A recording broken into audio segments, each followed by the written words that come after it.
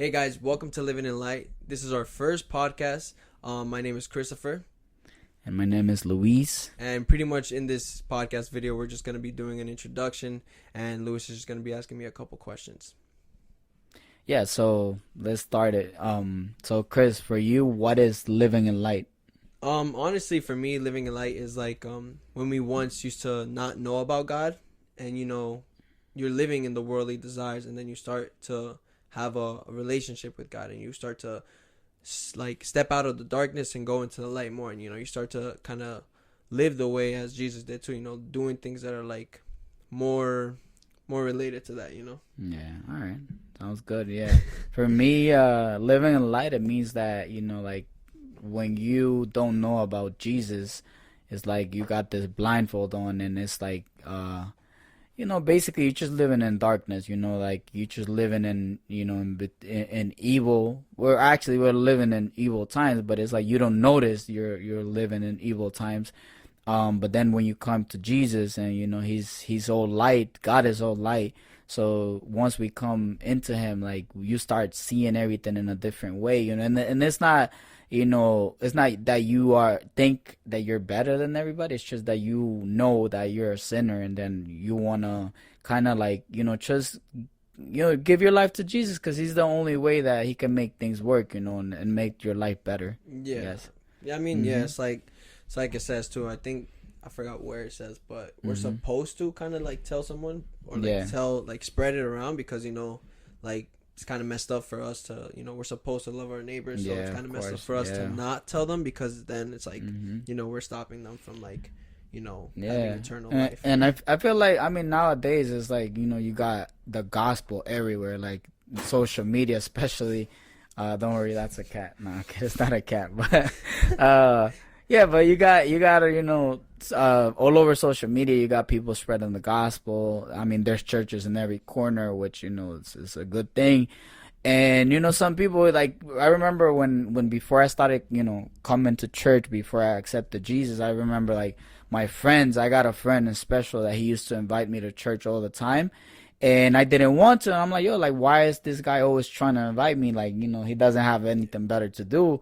But then when you're on this side, when you're on the other side, you're like, it's just that because love your neighbor, you're trying to get as much people as you can, especially the people that are closer to you. You're trying to get them to come to this side because you're like, yo, you don't know what you're missing out. Like the world, it doesn't offer you good things. Like they might seem like good things, like for example, money, fame, the whole clout thing. But what is that? Like money is gonna end, but then when you have God, it's like, God is forever. And then even if you're broke or, you're going through any situation, you still feel good. Like, you got that peace, that the Bible talks about, that it's a peace that the world cannot offer you. Yeah, I feel like it's kind of like material things, they can't like fulfill you. Yeah. But, it kind of comes up to like when you're by yourself, you know what I mean? Because Exactly. like, yeah, if you had money, you could do a bunch of things. People will hang around with you more. But it's like, what happens when you're alone? You know what I mean? Because like when you're alone, you kind of fight like most of the battles in your head. You know what I mean?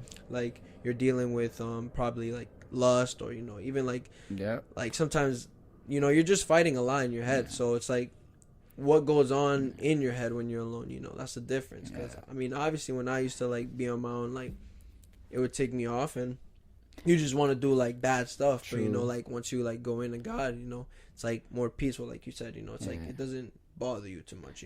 Yeah, and then also like I was just thinking right now that the Bible says that, actually Jesus kind of said that the church is like a hospital for the sick. And the thing is, like, once you start going to church, and you start realizing that you're not the only one with that problem. Like most of us, or a lot of us have issues with our families. We got money like, who doesn't have money problems? Like, whoever is over here capping and social media saying like they got the whole world, showing off that prop money is like, like that's just social media. That's what they do it. But then, like you said, when it comes to you living your daily basis, when nobody's watching you, like, and then, like you said, then depression start hitting you or the problems start coming back. You know, like that's the thing. Like that's why it's you know, it's for better to live in the light, better to live, you know, to be true to yourself, to be true to God, and be like, listen, you know, I can't do it on my own, and that's why I need to be here in the light. You know. Yeah, definitely. Yeah. I mean, nowadays it's very easy to, you know, get lost, like kind of, especially with your identity, because you know, there's just so much like stuff that's being put into you. You know, like obviously, like back then, you know, with no social media, you know, there's not like. You wouldn't know what anyone was doing in their life. You're like, I wonder what that guy does. I wonder, you know, you don't know what anybody was doing in their life. And now, you know, you could fake your life, you know what I mean? So, like, you could show something that's not, you know, you could show, like you said, the prop money, the rented Lamborghini, you know, and, you know, you can make someone feel some type of way, but that's the thing, you know, like. Yeah. And even before, like you said, it's like only a select few were looked at, you know, because because of TV, you know, television, like only like the real famous artists, they, you know, they would get looked into. But now with social media, it's like your neighbor, you know, even your dog could have a you know, an Instagram account, and people will be like, oh, this dog has a better life than me, and then people will get depressed because of that. It's because they see a dog going to Paris, and they're stuck in the same hometown where they grew up, you know. It's, you know, so I don't know, I feel like social media, you know, like it's dangerous. It's like how they say it, a sword of, you know, a double-edged sword, because it's like, you know, it could help you out, it could, I guess, get you friends, but also it could, you know, mess you up, it could get you depressed, like you said. If you're lustful, which most especially men we are, you know, it can mess you up, it can mess your relationships up, you know. So it's crazy. Definitely. Oh no, but I want to talk about how, like, I mean, like it has its pros and cons, you know. Social media definitely, like, you know, it can definitely help you, like it helps us do this in a way, you know what I mean? True. And you know, sometimes if you have a good page, you know, you could see like more related God stuff, you can see certain things, but like I said, it also has its cons where, you know, you're scrolling for too long. Yeah, like most of your day's already done, and there you are on the couch. And then, you know, even your body feels exhausted after too, because you're not doing nothing. You know even I mean? With that, you know, I forgot what it is, the algorithm thing. Like, you know, like TikTok especially was the first ones to figure out that your mind just loved that scrolling every 15 seconds, and then you get another one and another one and another one, and then you just get hooked up into that. Like, you spend 3 hours, you know, 4 hours on TikTok. I don't have TikTok, by the way, just, you know, but it's the same thing with Instagram. It's like, you know, you just swiping, you know, on the reels, and then instead of me spending those 3 hours at the gym or reading the Bible or reading a book or doing something that's gonna be, you know, fruitful for my life, I'm over here, you know, just wasting basically my life, which, you know, is 3 hours, 4 hours that I'm never gonna get back, you know. Yeah.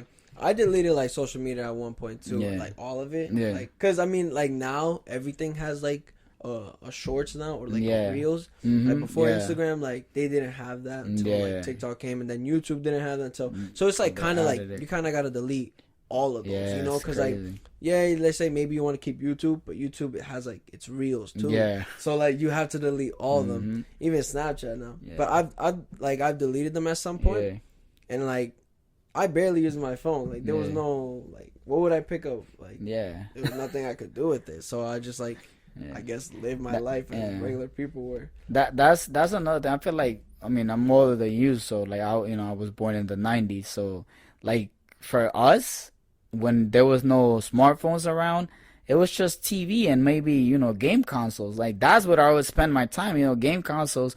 But like I said, I feel like it wasn't as stressful because it's like game consoles, you couldn't even connect to the internet. So it was just you against the, you know, the CPU. It was just you against like basically a computer. But now, like I said, now it's like you said, like everything, and you know, every single thing, every device has you know, social media on it. You know, if not, people feel like they're missing out on something. And they're actually, the only thing they're missing out is on life. You know, it's like, yo, go out, go outside. You know. Yeah, no, we definitely need to go out more. But like you said, like back then, you know, like it was pure wires, you know, you need to connect it. Oh, man. And that's the thing though, like before, like obviously you could have some time to play, but the thing is you couldn't take it with you, you know what I mean? You couldn't, like obviously as kids, you know, if we had an opportunity to take the game wherever you want to go, we'd use it like we do with our phones now, but like we couldn't take them back then, you know. So now like like everyone just, you're always taking your phone. That's the first thing you look for. You're touching your pockets, like, making sure your phone's there. That's what some guy said. It's like, when I leave my house, I gotta check out. I gotta have my wallet, my keys, and my phone. If I don't have any of the, especially the phone, people go crazy. Yeah, so that's what I'm saying. Like, it's very different times we live in now. So it's like a huge distraction. Yeah, and that's like probably one of the biggest distractions that keeps us like away from God. Yeah, because like, obviously, like I said, there is pros, but there's mainly cons of that. And like, you could get stuck. True. And we all say like, God, because there's a lot of times too where I used to like say, God, I want you to use me. God, I wanna feel you more. But also, like, what am I doing? Like, exactly. Am I really trying to feel you more, or am I just trying to scroll and say, can I feel your presence? That's the thing. I feel like with God, it's like you gotta meet him halfway. It's like, of course he's gonna help you. He's gonna help us. But like you said, like, what are you doing? What are we doing? Are we going the extra mile? The Bible talks about, just going out of our ways, out of our comfort zone. Not sitting around on a couch the whole day. Like I said, everything in life that is worth something, you got to take action. You got to go and get it. And, and that's the thing. That's another thing that I feel like once you come into the light, you start realizing that it's not as easy as it seems. Like, yeah, maybe one out of a million is going to get famous for doing something, not so smart on YouTube. And then he uploads a video and then he ends up becoming a boxer.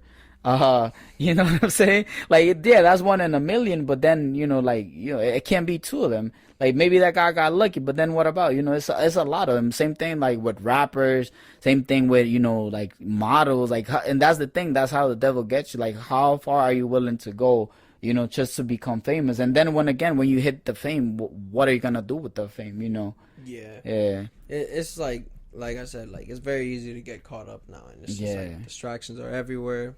Especially like money even more now, like, because obviously things are more expensive now too, but like money's just thrown in your face everywhere. You know what I mean? Like, we got Andrew Tate here, we got so many people that are just like flexing the money they have. You know what I mean? So it's very like, because I've gotten money hungry before too. I'm like, I wanted that number to go up, but it says in the Bible that no amount of number will be enough for you.